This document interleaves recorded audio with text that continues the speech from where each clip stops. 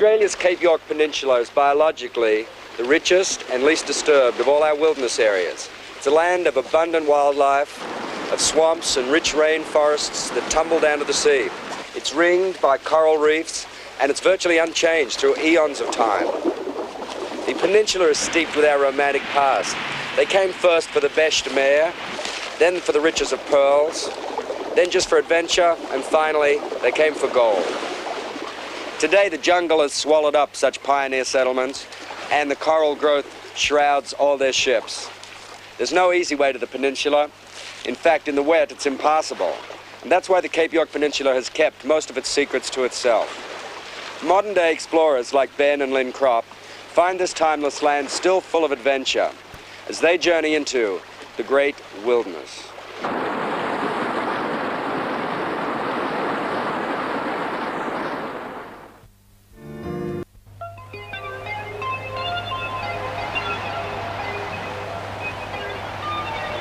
On Cape York Peninsula, between the Daintree and Bloomfield rivers, is the newly declared Cape Tribulation National Park.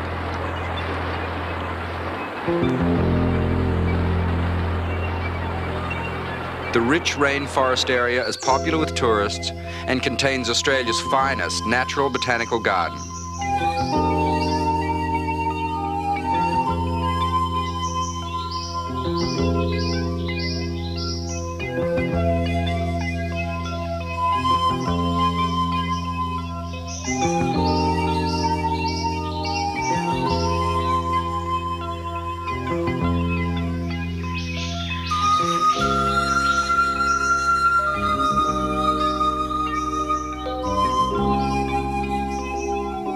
This wilderness area has its special oddities, like the monkey-faced grass owl and the strange bouncing stones.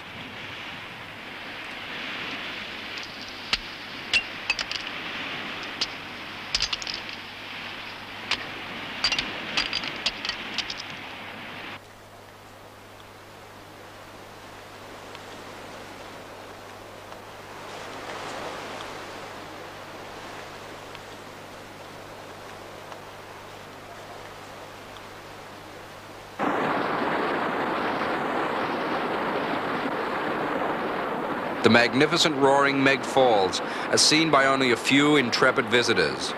The stream begins near Mount Pieterbotte, 1,000 meters high, and tumbles through undisturbed rainforest into the Bloomfield River. 2 people died when swept over the falls. They were crossing right here.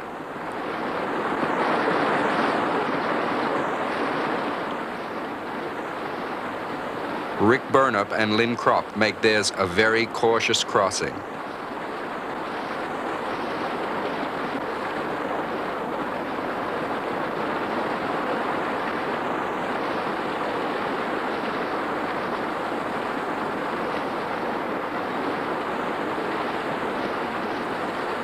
In the wet season, these granite rocks disappear in a raging torrent as the falls triple in size. The roar can be heard up to 7 kilometers away. The scenic falls are worth the long, hot trek, and there's always relief in a cool swim.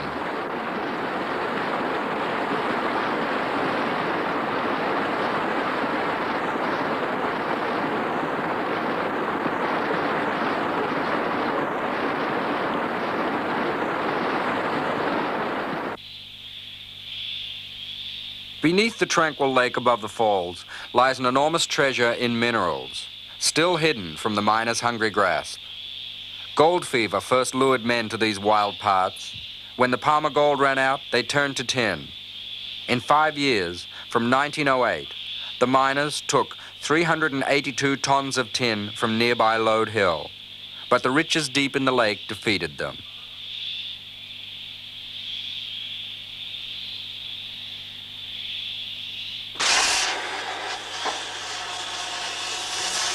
Today, the Edwards family work the China camp lease. The price of tin has skyrocketed to over $8,000 a ton. With our small operation here, every day every truckload, we get about half a bucket of tin, which is pretty good, we think. But soon, the thing we're most excited about is the roaring Meg. and soon we hope to explore it with a small underwater dredge. Over the years, mining consultants and geologists have estimated that there's around 5,000 tonne of tin in it, which is quite a lot, which is about $40 million worth.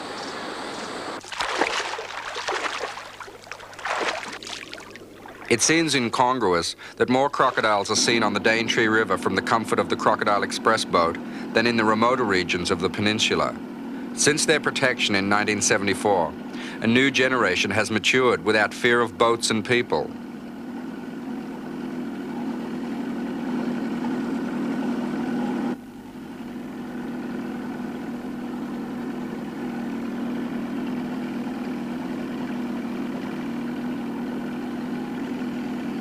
Ben and Lynn explore a cave where Aborigines drew these crocodiles along with old sailing ships, coming up next on The Last Great Wilderness.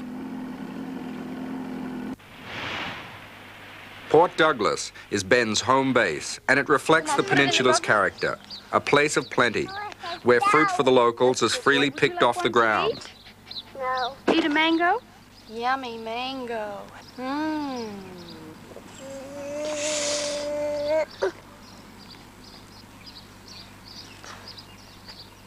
The Cropps have a perfect home in this renovated old shed over the water, where Ben operates his shipwreck museum.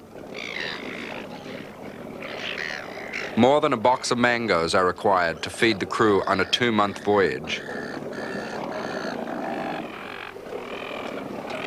The expedition is ready to explore the wild coastline of Cape York Peninsula.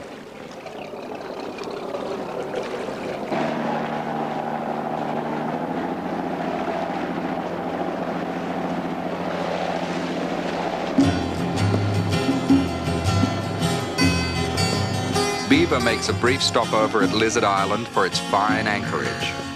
Captain Cook also anchored here and climbed this hill to look for a passage through the reef. Yachts often sit for weeks behind this idyllic isle. A thrilling way to pass the time is to haul out the spinnaker and fly high on a sail.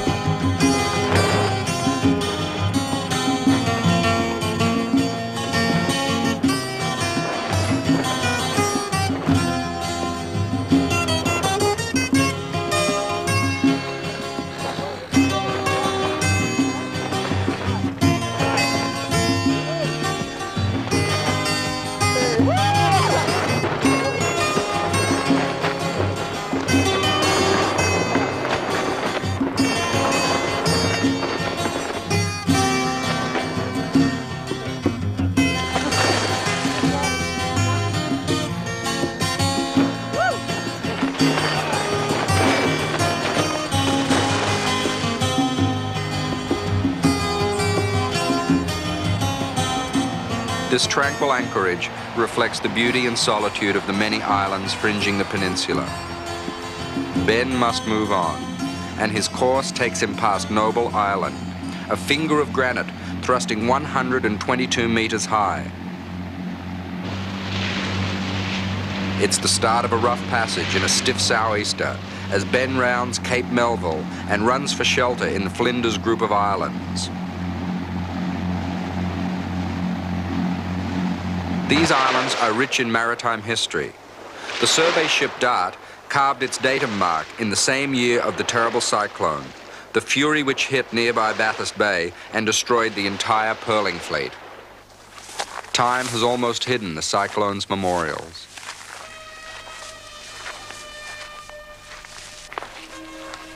This one, they've made the shape of a ship, Lynn.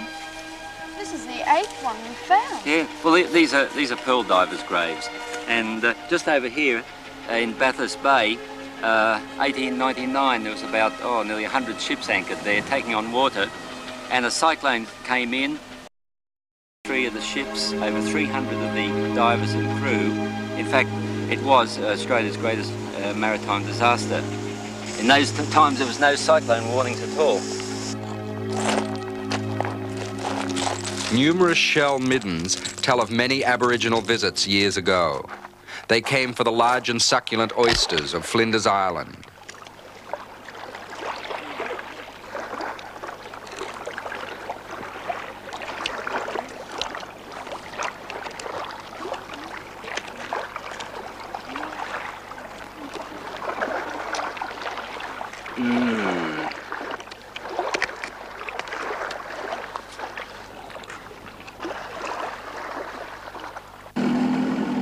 Stanley Island adjoins Flinders across a narrow passage. Ben and Lynn are seeking a rich gallery of Aboriginal rock paintings hidden away on the northern cliff face. They were told that the local natives recorded our history of passing sailing ships.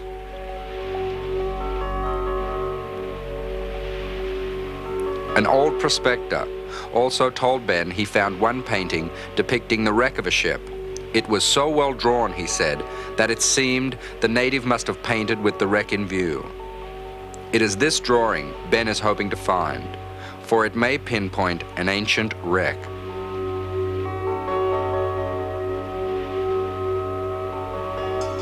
This one's pretty old, Lynn.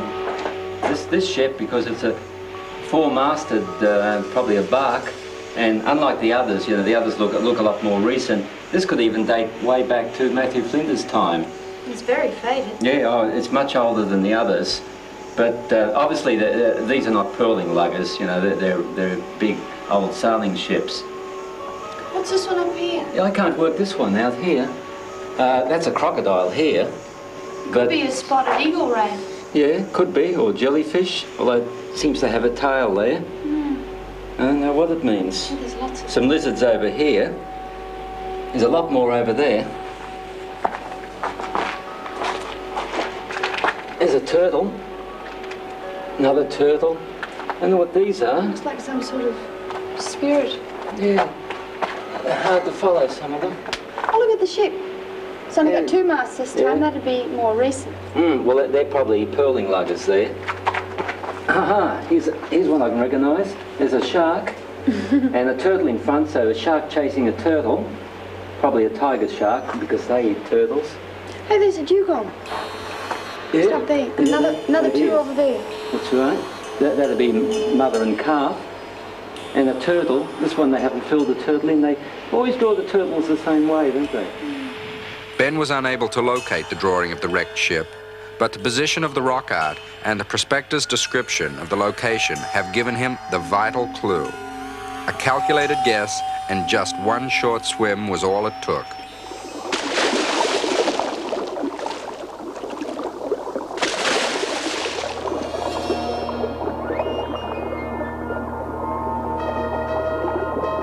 The wreck is undoubtedly very old. Lynn is checking one of her cannon, lying scattered with anchors, ballast, and bricks on the coral floor.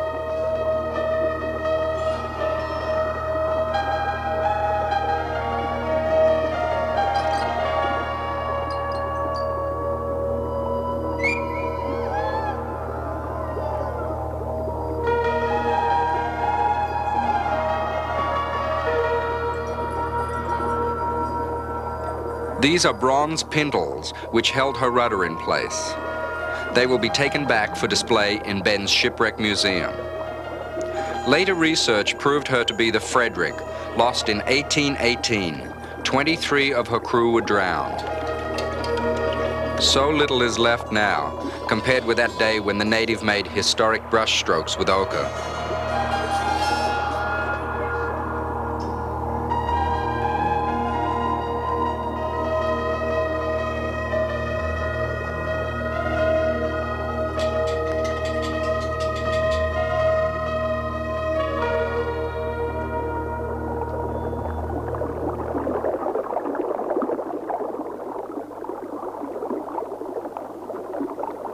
An inquisitive fish points Ben to a strange happening near the wreck. The first octopus is joined by a mate. It's all very sneaky. A mating ritual has begun.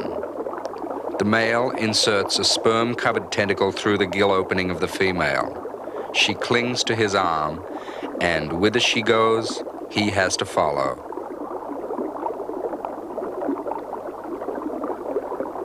The team finds a virgin river teeming with fish.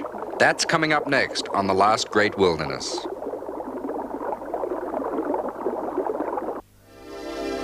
Off Princess Charlotte Bay, Ben passes Grub Reef and what must be the loneliest little tree in the world. The mangrove has a tenacious hold, for it's shown as a permanent landmark on Ben's Admiralty charts. Rick Burnap's footing is also stable. He's a Hang 5 artist from way back.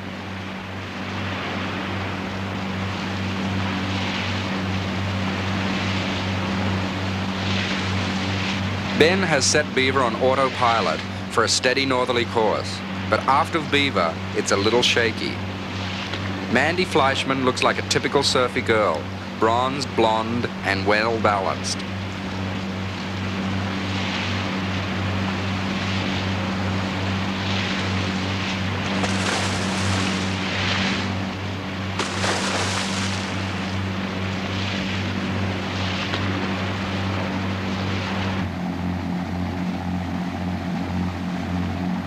Ben presses on through the night, and daylight puts Beaver off the entrance to the Olive River south of Cape Grenville.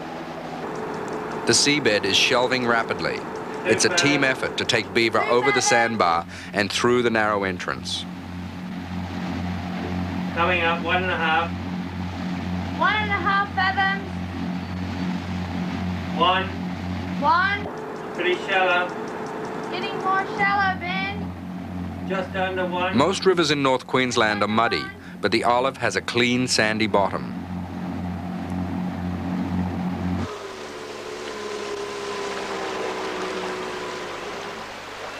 The river is isolated and rarely sees visitors, but that's its special attraction for people who wish to live a hermit life, like Hugo Julcher.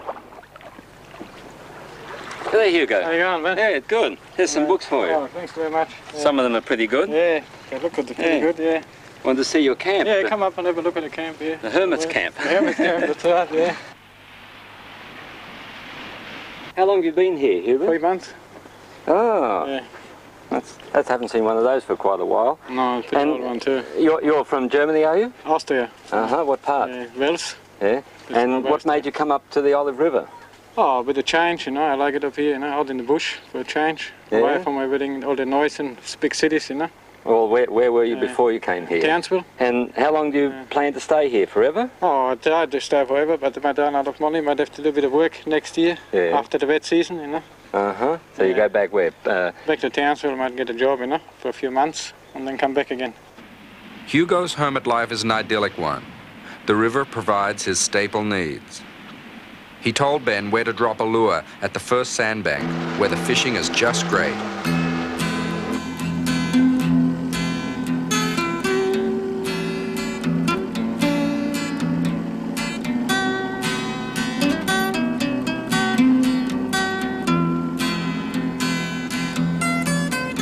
Most of the catch are hard-fighting trevally, but this one's an oddity. It's called a wolf herring or leaping silver bar. It's said that one of these fish leapt completely across a large launch and knocked the fisherman over.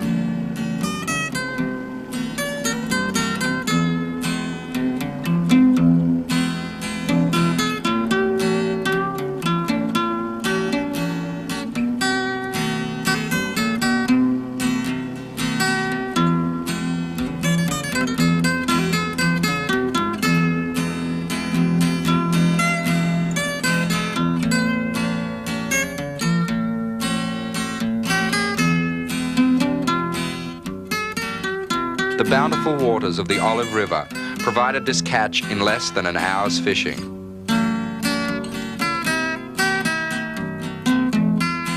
A surprise on Rick's shark line is this huge groper.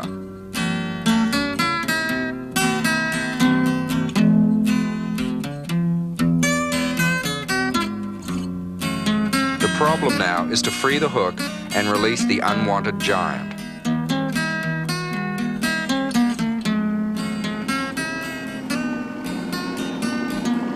The palm-fringed banks along the Olive make it one of the most scenic rivers in Queensland.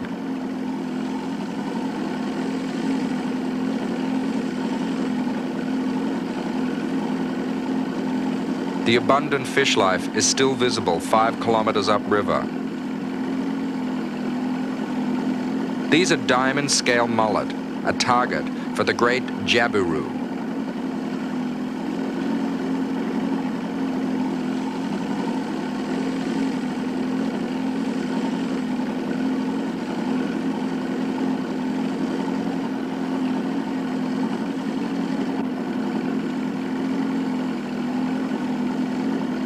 They travel onto the upper reaches of the river and into the fresh water. The profusion of plant life closes in, and a new range of aquatic creatures emerge.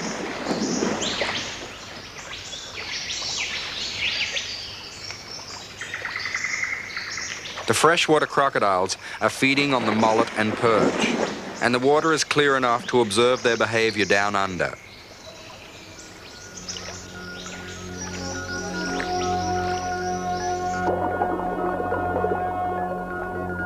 The raking teeth are designed for catching fish, for this Crocodilus johnstoni species is not a man-eater.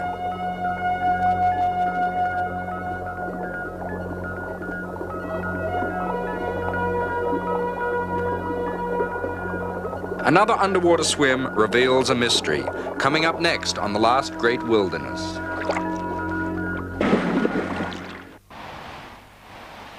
The home islands are a cluster of green jewels off Cape Grenville, and right on the cape lies the wreckage of a plane. It's a P-39 Air Cobra. The pilot had left Townsville with a squadron of 33 such planes to engage the Japanese off Port Moresby. They ran into a violent storm along this coast, and 14 of the planes became lost.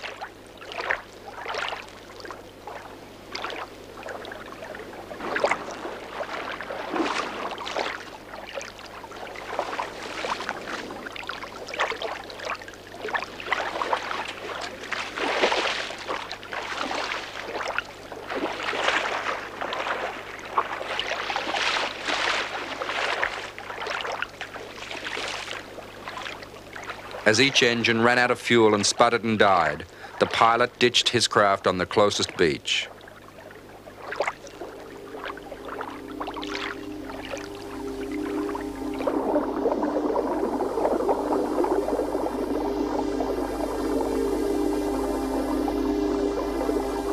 The corals now shroud this Vultee Vengeance plane.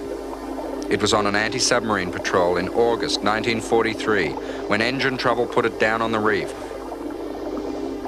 Dated wrecks such as these give a good indication of the fast coral growth.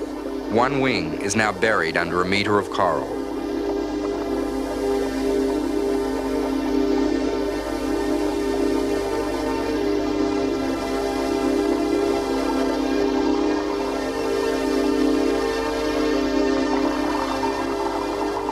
At Eel Reef, Ben's crew dive on the steamship Korea, known to have been wrecked there in 1893. Its cargo hold still remains an open tomb, a refuge for fish. But outside, the corals have grown right up to her decks and engulfed the ship.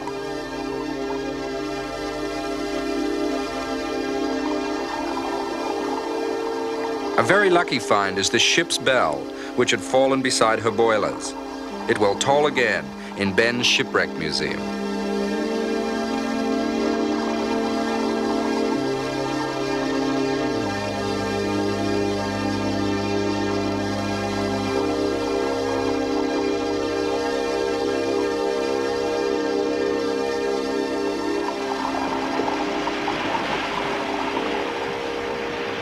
Ben carefully removes the encrusting coral. The bell will be inscribed with the Korea's name. A final wipe discloses an intriguing mystery. The name is Rangatira, 1859. Ben's movements north along the peninsula are regularly monitored by the coastal surveillance planes.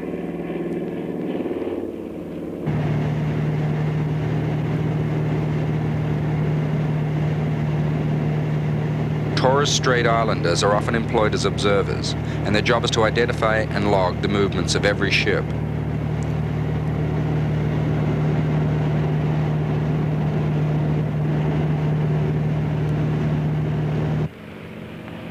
The recent increase of these surveillance flights has led to a greater number of Taiwanese junks being apprehended for illegal poaching of giant clams. The crew of this junk did not wait for the patrol boat to catch them with the evidence on board. They chose instead to scuttle and abandon their ship. Poachers and smugglers are not always their target. These bundles of plastic cards are dropped off the coast in the aid of science. Their eventual recovery will tell the direction of currents inside the barrier reef. This will help scientists understand the movement of marine life from reef to reef and anticipate the direction of drift of any oil spill.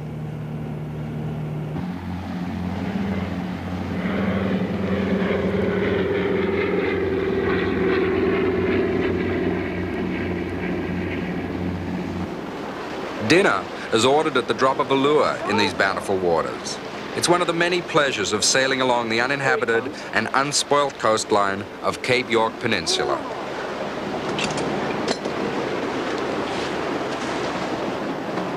Here's belly. Wow. Good. Hook's in well.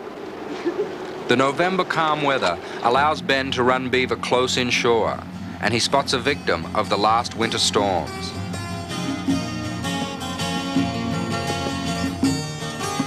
The yacht Skull lies beached at Husha Point.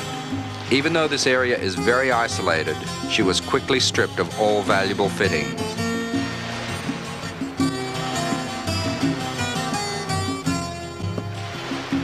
These are the remarkable red cliffs of Husha Point, a seam of bauxite running right across the peninsula from Weipa.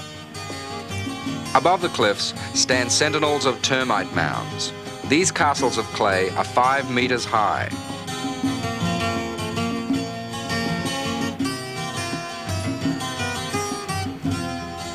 Wind and storm have carved out numerous caves. It's a scenic place to explore, where your imagination can run wild.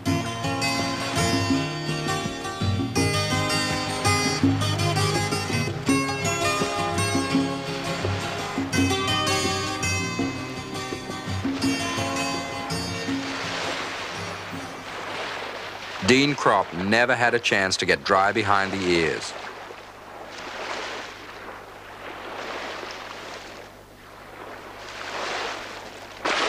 Tuffy had no idea he was in for a wet landing, for the floating pumice stones hide the creek well. Evening storms darken the sky as Ben runs beaver into the Escape River. Ben has come here in search of a tragedy. In 1848, the Kennedy expedition pushed north through hostile Aborigines in a tragic attempt to reach Cape York. Kennedy died here in a hail of spears, and the lone survivor, Jackie, became immortalized in our history.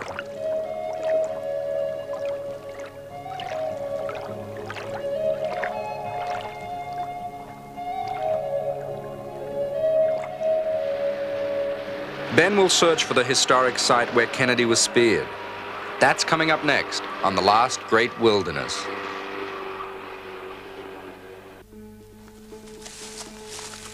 Ben and Lynn's only clue to the site where Kennedy was speared is a visual interpretation of the account by Jackie, Kennedy's faithful Aboriginal tracker.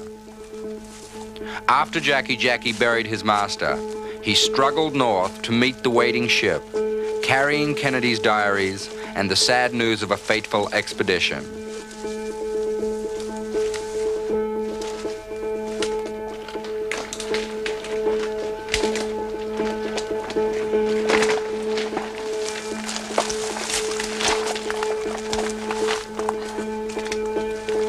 Getting close now. I hope so. Yeah, well this is the curve there in the swamp, probably only about another half mile. We will follow around this way. All right.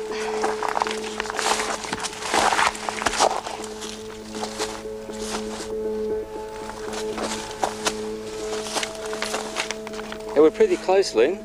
There's supposed to be a termite mound, and here's the edge of the swamp, so it's pretty hard to say, but somewhere here Kennedy was killed. And also the swamp has to be very close because all the horses scattered and ran into the swamp. Well, if this was the camp then, surely there'd be some sign that we could find now. Well, you'd think so, but unfortunately the Aborigines came in and they just took everything. They even dug up Kennedy's body and took his clothes. So we've only got Jackie's account of that day to work out where it possibly happened. The blacks sneaked all along by the trees and speared Mr. Kennedy again in the right leg, and I got speared over the right eye. And the blacks were now throwing spears always, never giving over. And shortly again speared Mr. Kennedy in the right side. And I carried Mr. Kennedy into the scrub. I asked him often, "Are you well now?" And he said, "I don't care for the spear wound in my leg, Jackie, but for the other 2 spear wounds in my side and back." And said, "I am bad inside, Jackie." I told him Blackfell always dies when he got speared in the back. I asked him, "Mr. Kennedy, are you going to leave me?" And he said, "Yes, my boy, I am going to leave you." He then said, "Jackie, give me papers and I will write." I gave him paper and pencil and he tried to write. And he then fell back and died.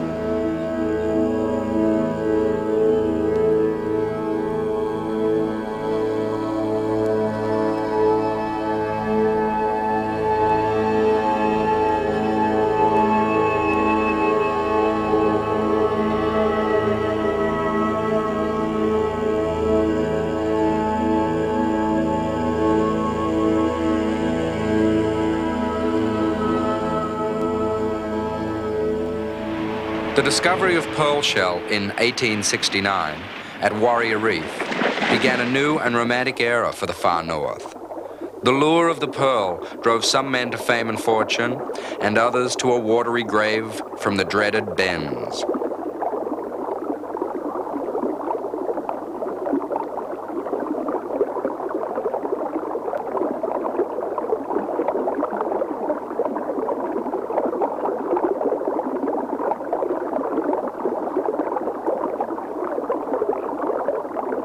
The development of plastics signaled the end of the pearling era, but there's a revival today through the demand for cultured pearls. Cape York is Australia's northernmost landfall. Beyond it is the Torres Strait, a tortuous and dangerous ship's channel, which is littered with wrecks. Off Mount Adolphus Island, Ben watches his sounder closely. The peak tracing is recording the wreck of a large ship under Beaver.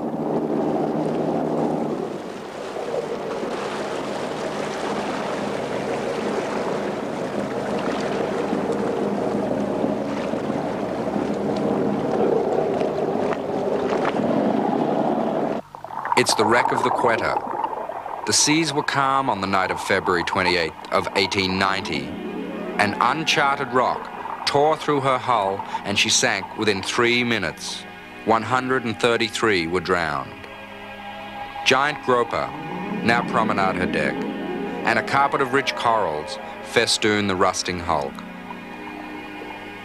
Above hover huge stingrays, their presence felt by the eerie shadows they cast over the divers.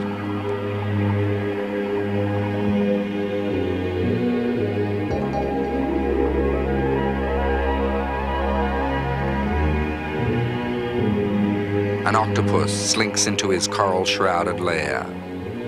The wreck's innumerable nooks and crannies hide such creatures from the swarms of predatory fish circling overhead.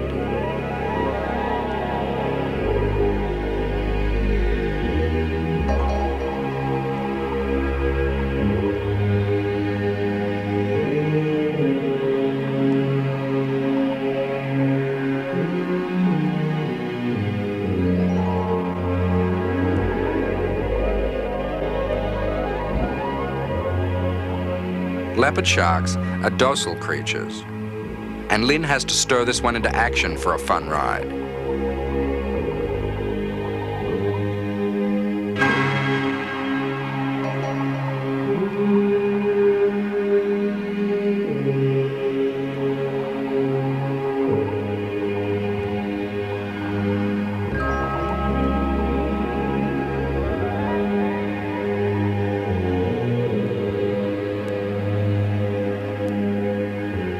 Ben and Lynn found that the rock which now bears the Quetta's name had torn a long gash running from the bow right back aft to the engine room. She lies now on her beam ends on her port side in 25 meters of water. Lynn's long dive to that depth requires a decompression stop at 3 meters to avoid the bends. Ben steers Beaver round the tip of Australia. Cape York has seen many historic voyages pass by and a new continent take shape, but civilization has never touched its wild shores.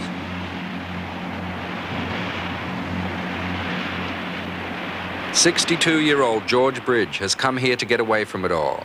He can go no further north." Oi! Came to see your last house in Australia.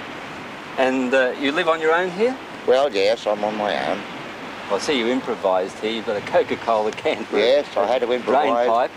And what made you move up here into virtual total isolation? Well, I'm getting on a little bit now, Ben, and I've had my family. They've all grown up, and when they get their feathers, they fly away.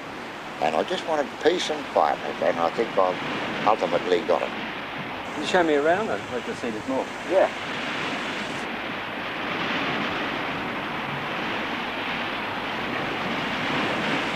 Now over here, we've got a hole. Yeah. Now the only alternative I've got is to try and fill the hole in. Well, you're doing well. And this is the best way that I can find to fill the hole. Yeah. But I would say perhaps another 2 or 3 weeks and should be nearly filled up. If people want to come down and visit me and sit down and have a yarn and a talk and a cup of tea, they're very, very welcome. You seem to have all the comforts here anyway. Well, I decided that when I came out here that I'd be as comfortable as I could. I'm getting on a little bit now.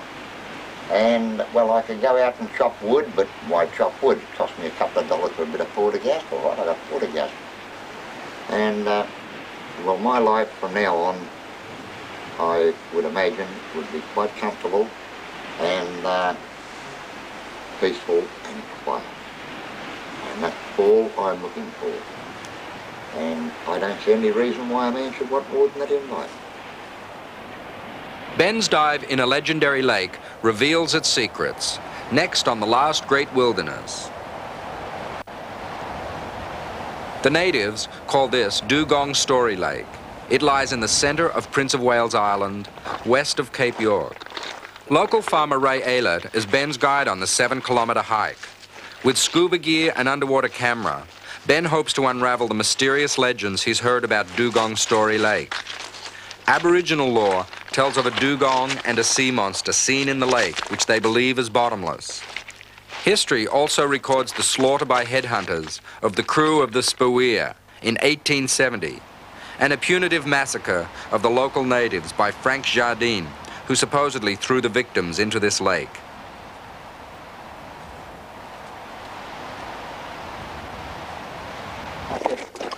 That camera ray went on in. Righto.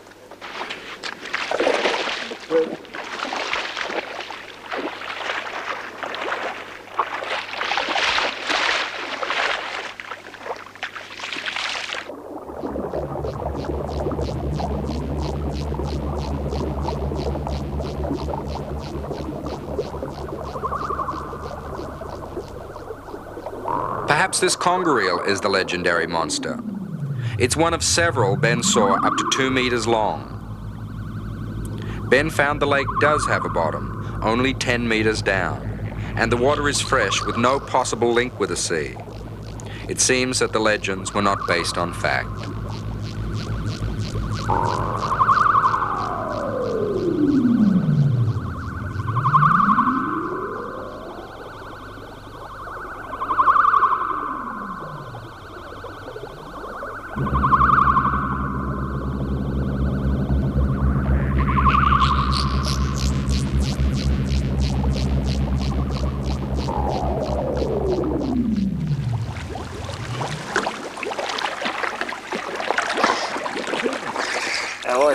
Oh, I found the monster. Yeah.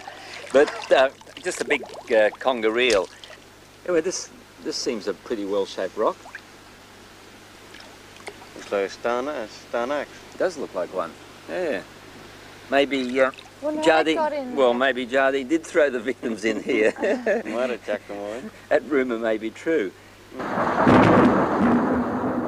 It's now early December, and the monsoon storms are slowly gathering strength. Ben turns Beaver south on the long homeward run, for the cyclone season is approaching. He diverts from his southbound course off Princess Charlotte Bay and runs along Corbett Reef. Manta rays frolic off Beaver's bow, but they are not what Ben is searching for. In November of the previous year, a large herd of dugong was sighted here by a native crew on a lugger. Ben was sad to learn that 28 of the docile dugong were slaughtered in one day.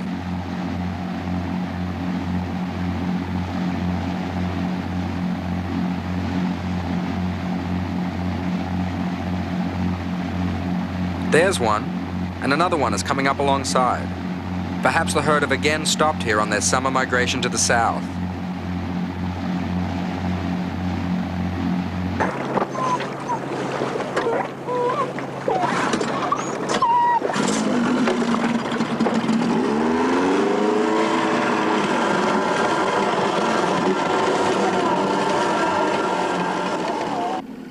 Manta rays are everywhere, and they're mating.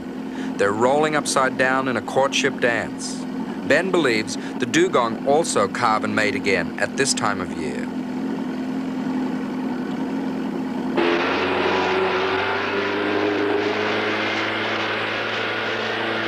It's a mother and her calf, and the 1 meter baby can be no more than a few days old. The mother must keep to the shallows and do short 30-second dives to keep pace with her slow baby. This handicap allows Ben to move in very close and capture these unique shots.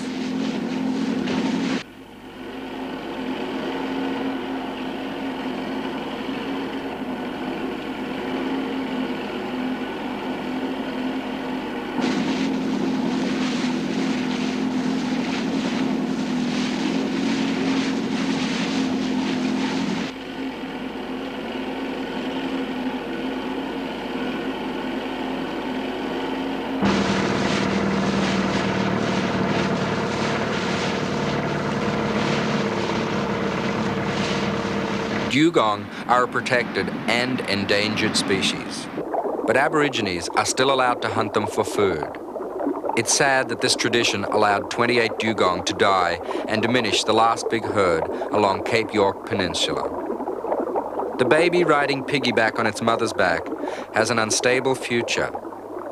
The laws, which fail to safeguard the dugong, also reflect the problems facing the entire peninsula area.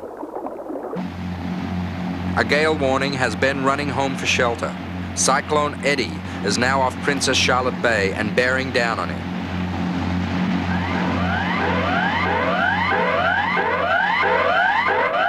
We have to hand top priority cyclone warning number 3 for coastal areas Port Douglas to Bowen. The centre is expected to move slightly away from the coast. Gales developing overnight in coastal areas from Port Douglas to Bowen with gusts above 95 kilometres per hour. Ben ran beaver well upstream in the Port Douglas Inlet, where the mangroves close in as a protective wall against the high winds and rough seas.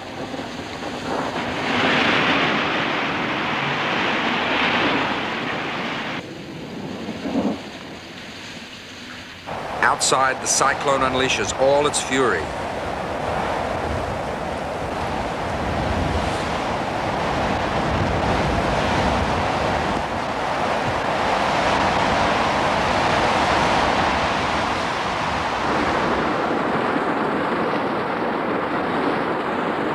The sky opens up and the rainfall is so heavy, it's talked of in old-fashioned feet. Port Douglas is flooded with 6 feet, and south of Cairns records an incredible 10 feet in 10 days. The southern peninsula is transformed into an inland lake.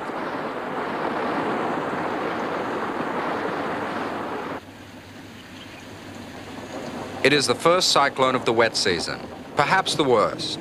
But the monsoonal deluge is all part of a regular cycle that enriches the luxuriant growth of this great wilderness.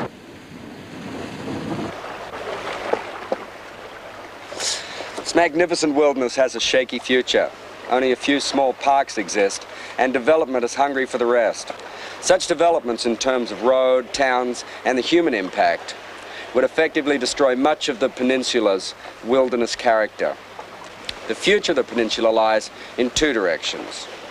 Shall we repeat here the mistakes that have been made again and again elsewhere in Australia? That would destroy an outstanding national region. Why don't we preserve this magnificent wilderness as a national park for present and future generations to come?